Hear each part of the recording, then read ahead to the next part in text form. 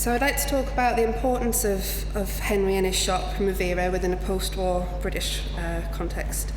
And I'll give an overview of what I see as his three main activities, which are retailing, exhibiting and collecting, and how they mark him as a non-maker.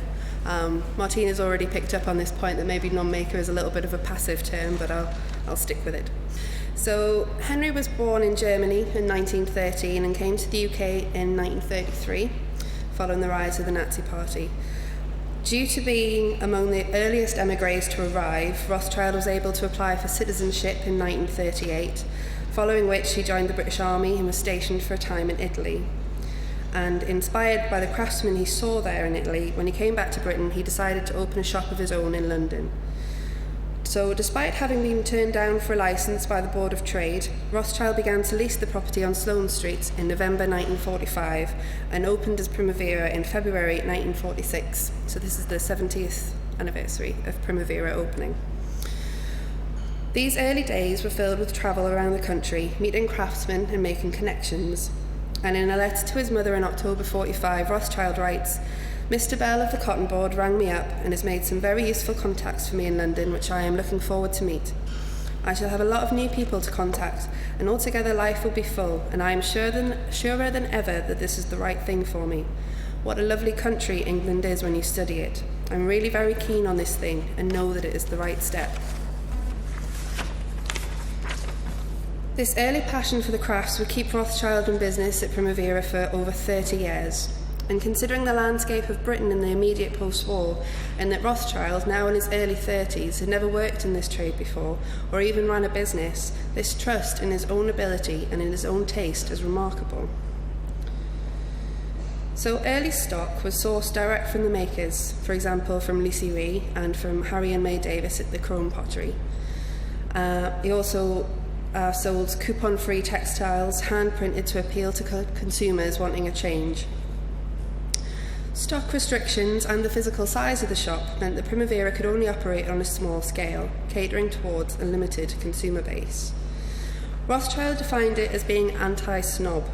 How successful this was and whether there was some footfall from the lower middle or working classes is undocumented, but certainly for those coming in to buy, the prices were aimed at the more professional class.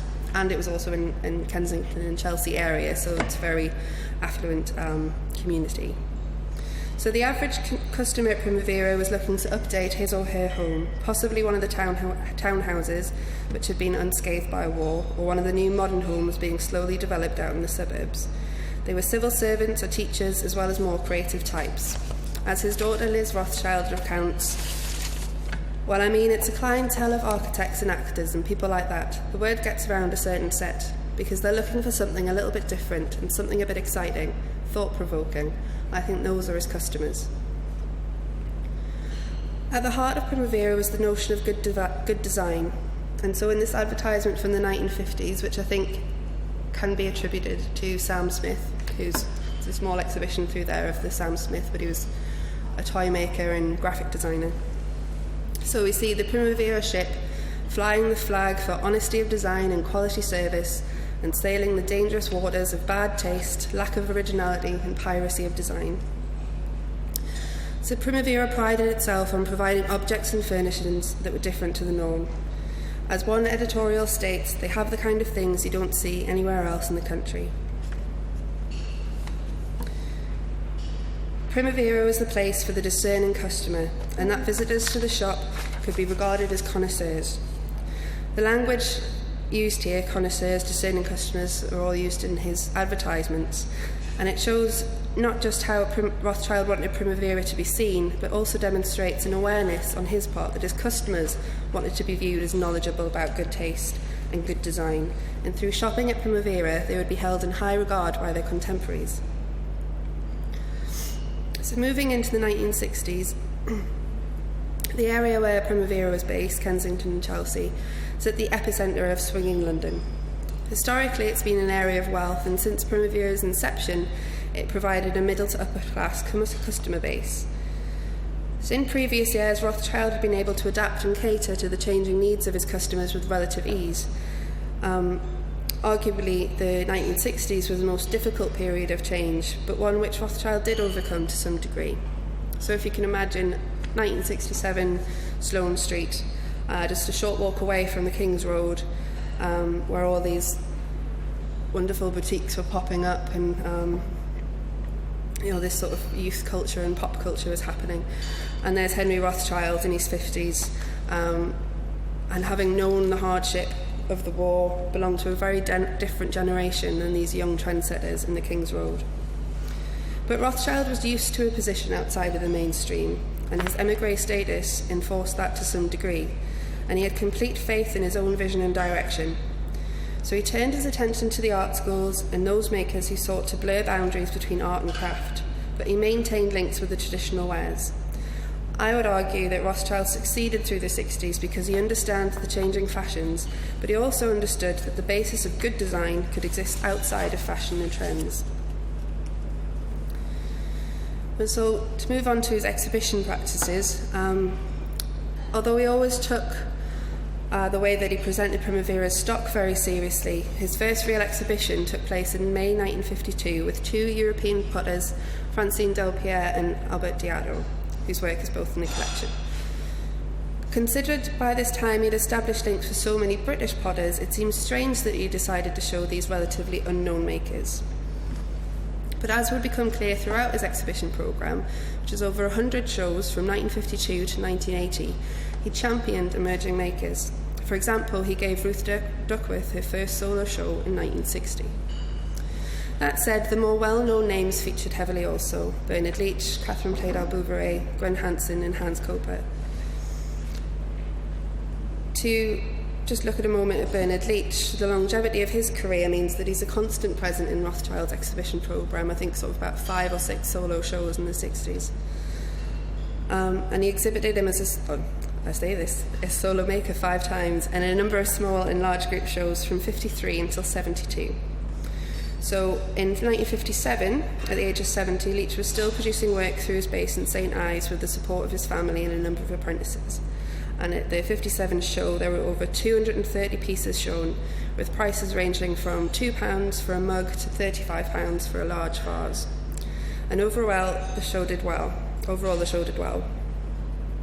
The stock lists that are in the archive show that among the people there were representatives from the V&A Museum.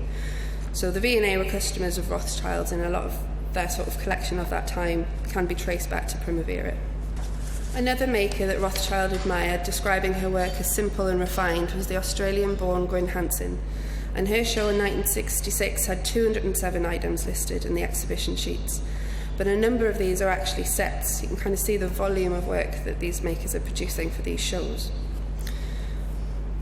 So this is a rare photograph of Sloane Street's interior, in this case showing the work of Gwen Hansen. And there is an ordered neatness to the way her pots are organised, with unobtrusive labels giving the corresponding number to the exhibition list. It was very interesting what Anthony was saying about the sort of the difference in these private views at that time compared to what you have now. So to the right of the picture here, you can see the potter Catherine Pladel-Bouveret talking with another visitor, and her presence in this photograph is really indicative of the sort of close network of potters that were working at this time, and how this sort of sense of community, sense of networks. So all of these, Leach, Hansen, tend to be more domestic based, but as I say, you also look towards the art schools as well. Moving forward, Anthony's also mentioned Kettle's Yard there as sort of being a very important place for craft in the 70s. So Rothschild began his association with Kettle's Yard in 1971 with a show. So Kettle's Yard, for those of you who don't know, was under the ownership of Jim Eade, who was previously a curator at the Tate Gallery in London, and it was a private collection of art and craft collected by Eade that he then opened up to the public. So Rothschild first proposed a large exhibition to Eade in late 1970, and in his reply to Rothschild, Eade writes, "The committee laid great stress on the need for it to be an exhibition of importance. As you yourself said, such an exhibition draws attention to the work and the possibility of obtaining it." So the first show was 20 British potters, although the stock list shows that there were in fact 21, but never mind. So The potters on show, there was Michael Cardew, Alan Kager-Smith, Hans Koper, Derek Davis, Gwyn Hansen, Bernard Leach, Janet Leach, Brian Newman, Eric Mellon, among others. So it was really a mix of established and new makers, domestic makers and art school makers. And there were over 300 pieces on display. So by this time, Rothschild had worked in the craft market for over 25 years, building up professional and personal friendships with makers, collectors and consumers. And given Rothschild's standing in the craft world, in one of the areas that I look at in my research, a lot of these relationships between, whether you see him as a collector or retailer or exhibitor, and the maker, it's very based on power. And that's not to say it in a negative way, but it's a power that was recognised, particularly by the new artists that he championed. So as Robin Welsh recalls, he was a pretty frightening sort of guy. He was a pretty powerful person. So this 1971 exhibition is significant due to the size and the scale, and Rothschild's curatorial skills really come to the forefront. This letter from the archive is from Hans Koper when Rothschild had invited him to take part in this exhibition, and Koper writes that it was obviously to be a unique and glamorous affair, but there were only 9 pieces displayed by Koper, and he explains this in this letter. What I have here now has all been shown before. Some pieces are promised and some I want to keep, which leaves very little with which to commit myself to for that Cambridge exhibition. I hope that we shall see you soon here in spite of this negative situation. So we see this relationship between Rothschild and Koper. Koper slightly reluctant to show, but willing to kind of let a few pieces go, which he does. I've already mentioned that Rothschild gave Ruth Duckworth her first ever solo exhibition, and in the collection here Ruth Duckworth has I think about 10 or so pieces, which is the second sort of highest of any maker. Tony Burks writes about Duckworth and mentions this relationship with Rothschild, stating, for her first exhibition, Ruth produced a mixture of craggy, highly textured and massive coiled pots with small organic and sculptural porcelain. I like them, but you won't sell them, said Henry Rothschild. But he showed her anyway, which demonstrates again this passion that he had for the makers that he worked with, and that he was willing to kind of help in any way that he could. So coming to the collection, this is a little, everyone likes a table, right? So this is a little table I put together for my collection chapter in my thesis, just to kind of break down how the collection looks. So I think it's very notable that Lucy Ree and Ruth Duckworth dominate the collection in the way that they do. And I would say that part of that is because of their, they were also emigres to Britain in the same way that he was, and I think they're a very important network there. So just to focus in on Lucy Ree quickly, his association with her began in 1945 when he visited her as part of his kind of little tour prior to the opening of Primavera. So there are a number of papers deposited at the Craft Study Centre in Farnham, which include a comprehensive set of invoices, and they show that Rothschild was buying from March 1946 right up until the late 1970s. Of Ree, Rothschild wrote, I found her white porcelain and black manganese glazes fascinating. As a continental, I found her shapes logical and her coffee jugs, bowls and cups and saucers to use very satisfying. And then he moves on to talk about her later work. Many pots have been sold which I could never have entertained, and I believe her best work was done when Hans Koper was her brilliant assistant. So again, it's interesting that he refers to her as being continental and there being something very simple about her work, and I think there is that connection with them from a sort of European background. But this idea of cost is very interesting with Ree, sort of as has been sort of hinted towards. The crafts are still relatively affordable, but there was a shift sort of in the 80s and 90s with certain makers. So writing for Crafts magazine, Ian Bennett wrote that, let's have a look. talking about an exhibition of her work, or a sale of her work, in 1979, the Lucy repot showed how easily people can become overexcited in auctions.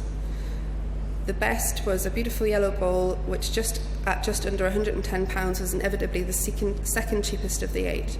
In contrast, £234.50 for an equally dull black bowl with bad firing floors and a great big crack, a piece I would value, I think generously, at about £50. One begins to wonder what someone would pay for a really great example of her work, possibly well over £1,000. So it's interesting that in 1979 Bennett's writing that, because in December 2014 one of Ree's bowls sold for £57,000. So Rothschild's approach to collecting can be seen as informed by the professional relationships he had with makers and his broad understanding of the craft market itself. Although he approached the retail and exhibition of craft with his own aesthetic taste in mind, this instinctual attitude towards craft was truly allowed to flourish when it came to his own personal collection. And this motivation changes when he begins in the 1990s to think about where this collection will go and how it will be received. And so in this it becomes more typical in his approach, no longer driven by aesthetics but also considering what his collection says about both him and post-war British craft in Britain. So I'd like to just leave you with a quote. I talked to Gordon Baldwin as part of my research, and this idea about collecting as being a creative act and in terms of legacy, and I think this might sum up this panel quite well. So Gordon recalled a particularly poignant conversation with Rothschild. He couldn't collect because he had nowhere to keep them. Well, he used to give them to the Shipley, but that's not quite how it used to be. He used to be surrounded with his collection. He used to say things to me like, "Gordon, you're all right. You'll always be remembered because you've made your own monuments, my work." And he said, "I've got nothing. Nobody will remember what I did." And I said, "Well, Henry, I don't think that's true. You'll be remembered for your collection, and that is your monument." So, although Henry's activities over his long career can only be touched upon here, I hope I've demonstrated, alongside the other talks today, how an individual can have such a huge impact on the world of craft, even as a non-maker. Thank you.